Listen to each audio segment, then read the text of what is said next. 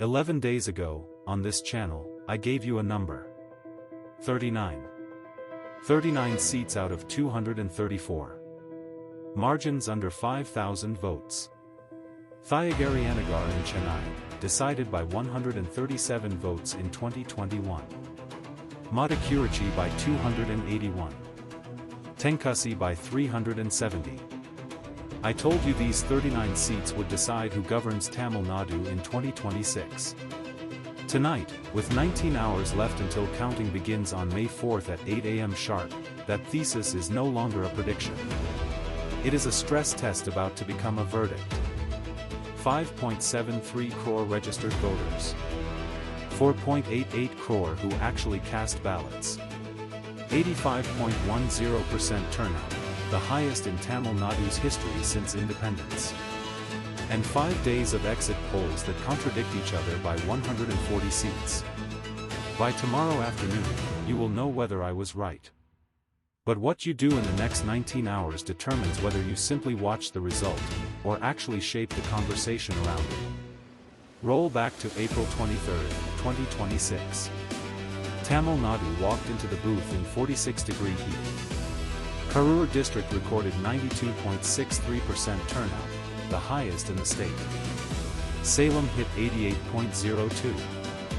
Erode 87.59. Dharmapuri 87.28.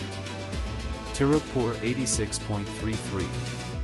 The Conga Belt, traditionally the AIADMK fortress under Edappadi Palaniswamy, surged 10 to 14 points above its 2021 numbers.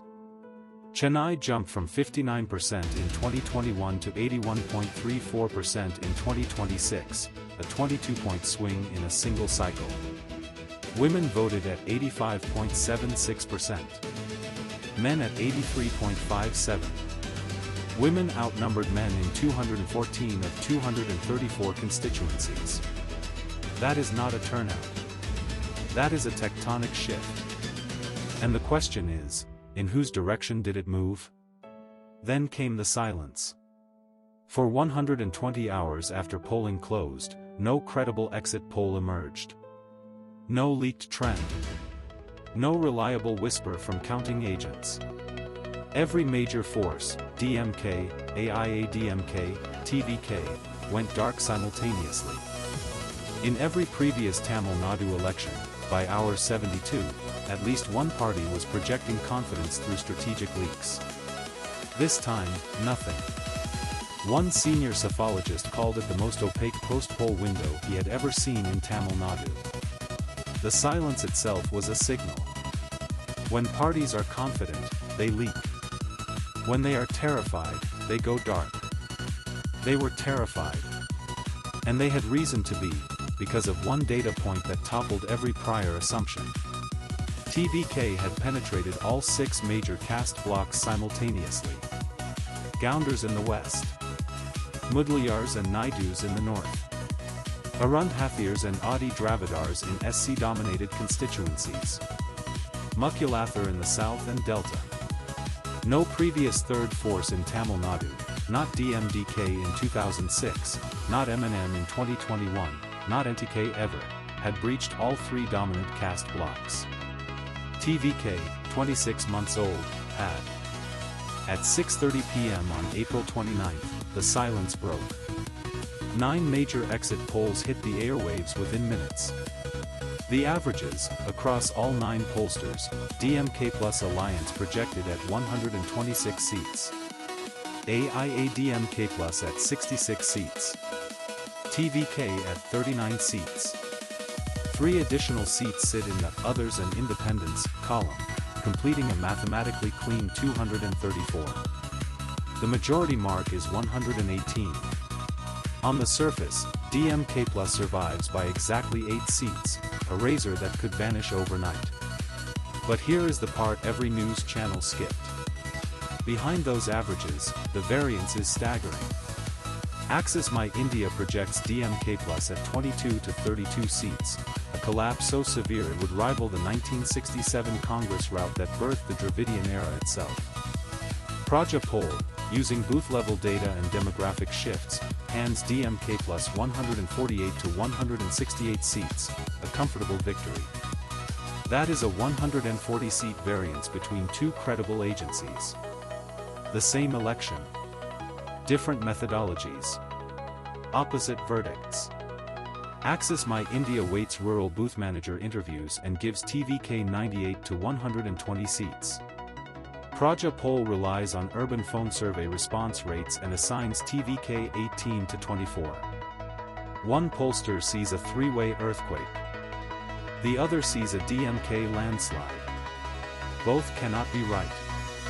And until 8 a.m. tomorrow, both have the same evidentiary status, 0. Why does this pollster paradox matter to you, watching this from Chennai or Coimbatore or San Francisco? Because the exit polls are no longer just measurements. They are weapons. AIADMK leadership reportedly reached out to Vijay's TVK within hours of the projections, not because they believe TVK will win 39 seats, but because they need a hedge against a fractured verdict. If exit polls succeed at making a hung assembly look inevitable, the post-poll alliance war begins before counting even starts. The 57 million vote silence of polling day is now being filled by the loudest information war in Tamil Nadu's electoral history.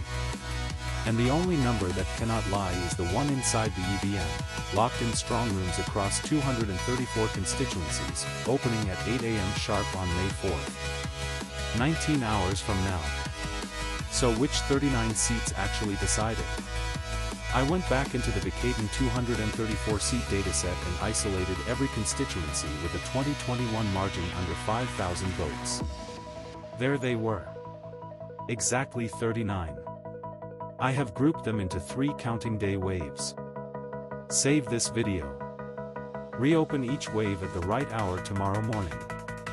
Wave 1, the Ultra Razor 13, declared first, between 8 and 9 a.m. Thiagari-Anagar, 137 votes. Madikurichi, 281. Tenkasi, 370. Medar, 656. Kitpati, 746. Krishnagiri, 794. Vrithakalam, 862. Navali, 977. Jolarpet, 1091. Kinathukadavu, 1095. Unthiyur, 1275. Thiramayan, 1382. Darapuram, 1393. If DMK loses more than 4 of these 13 by 9 a.m., the Stalin majority is in trouble before lunch. Wave 2, the Knife Edge 13, declared between 9 and 11 a.m. Yatharamar. Pollachi. Coimbatore South, won by BJP's Vanathi Srinivasan by just 1,728 votes in 2021. Gounders. Thiruporur. Rasapuram. Milam. Vajradavanalar. Metapalayam. Mayiladuthurai. Tiruchengodu. Vepanahalai. Arani. Watch these 13 for the AIADMK rural reassertion. If Edapati Palaniswami's home base is bleeding here, the Congo Belt revolt is real. Wave 3, the deciders, 11 a.m. to 1 p.m. Arialur. Puampuhar. Alungalam. Majarantikam. Rajapalayam. Coimbatore North. Chiyur. Kunor. Velachery, Chennai's other tight contest beyond Thiagari-Anagar. Nannilam. Punrudi. Tirupur South. Vanayambadi. 16 of these 39 seats sit in the Congo Belt, the AIADMK heartland. 9 in North Tamil Nadu, the veneer split zone where PMK fragmented 3 ways. 9 in the Delta and Central, DMK's insurance policy. 4 in the South. 1 in Chennai. By 1 p.m. tomorrow, all 39 will be called. By 2 p.m., we will know who governs Tamil Nadu for the next 5 years. Before you walk away from this video, save these 3 numbers. They will tell you the result before the result is announced. Number 1. Postal ballot trends. By 9:30 a.m. government employees and security personnel vote by post. These voters skew toward the ruling party in incumbency advantage states. If DMK leads postal ballots 60-40, the welfare consolidation thesis, Maglar Yuri Mythogai, the women's monthly cash transfer, is alive and Stalin survives. Number 2. The first 3 rounds of EVM counting from Karur, Salem, and Erode by 10:30 a.m. If AIADMK leads by 15,000 plus margins per constituency, the Western Belt mobilization was offensive, a real anti-incumbency surge. If margins are 5 to 8,000, TVK has eaten into the Gounder base. Number 3, Chennai's 16 constituencies by 11 a.m. If TVK candidates finish second in 10 or more seats, the party has a structural urban base for 2031. If they finish third, the digital movement was a mirage. 3 numbers. 3 timestamps. 1 verdict. Rewatch this video at each timestamp. 5 scenarios remain mathematically alive, ranked by probability from the post-poll structural data. Scenario 1, 40 to 45% probability, DMK majority, 120 to 145 seats. Stalin's social engineering, absorbing DMDK, poaching the Tevar base, securing MNM support, covers Dalit, minority, OBC, and veneer demographics simultaneously. Even with 12 to 14 points of vote loss, DMK's 40 to 45% share in a 3-way race wins the seats because the opposition splits the remaining 55 to 60%. Scenario 2, 25 to 30% probability, DMK largest party but no majority, 95 to 119 seats. This is the hung assembly. TVK becomes Kingmaker overnight. Scenario 3, 10 to 15% probability, AIADMK surprise, 100 to 120 seats. Requires the 88 to 92% Western turnout to be offensive AIADMK mobilization, not defensive.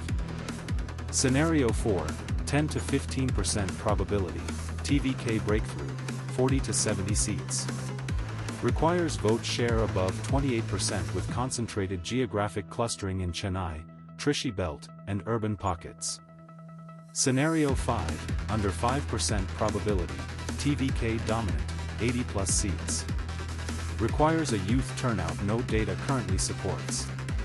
The most likely outcome, by structural data, remains Scenario 1 or Scenario 2 combined, 65 to 75% of the probability mass. Here are not 1 but 3 final predictions, locked in before counting begins. Pick the one your gut believes. Tomorrow afternoon, only one of us will be right. Prediction 1, the consensus path. DMK-plus crosses 118, but barely. Somewhere between 120 and 128 seats. AIADMK-plus settles around 85 to 95.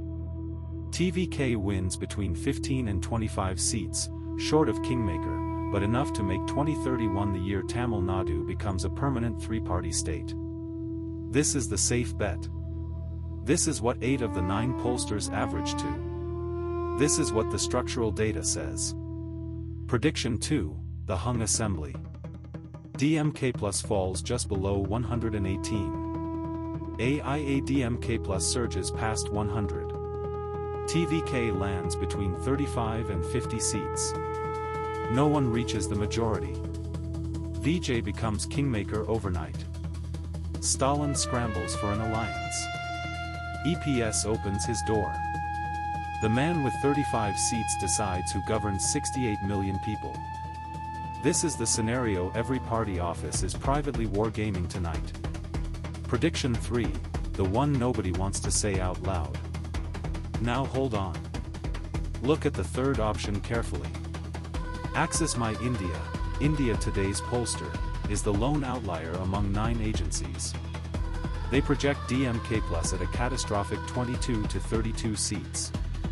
They give TVK 98 to 120 seats. Every other pollster called them insane. But here is what every other pollster missed. the last 72 hours before polling. That is the window the Vikatan survey did not capture, because their fieldwork ended on April 18. That is the window the phone poll agencies could not measure, because their respondents had already made up their minds. And that 72-hour window is exactly when something abrupt happened. TVK rallies in Salem, Coimbatore, and Madurai drew crowds that no political analyst on Indian television has seriously addressed. The cross-caste penetration that broke every prior assumption was not slowing, it was accelerating. Karuur's 92.63% turnout was not anti-TVK outrage. It was sympathy mobilization. The mood swung. And only one pollster, Access My India, was on the ground to feel it. History tells us this, in every Indian election since 2014, when 9 pollsters disagree and one is the wild outlier, that outlier has been right more often than the consensus. Access My India called Bihar 2015 when everyone else called it for the BJP. They called the AAP sweep in Delhi when the consensus said neck and neck. The outlier sees what the herd refuses to see. If Access My India is right tomorrow, TVK does not just win seats. TVK becomes the second largest party, possibly the largest. Vote share above 30%. Concentrated geographic clustering in Chennai, Trichy, Coimbatore, Madurai. First past the post math finally breaking in TVK's favor. And that brings us to the inference nobody on India,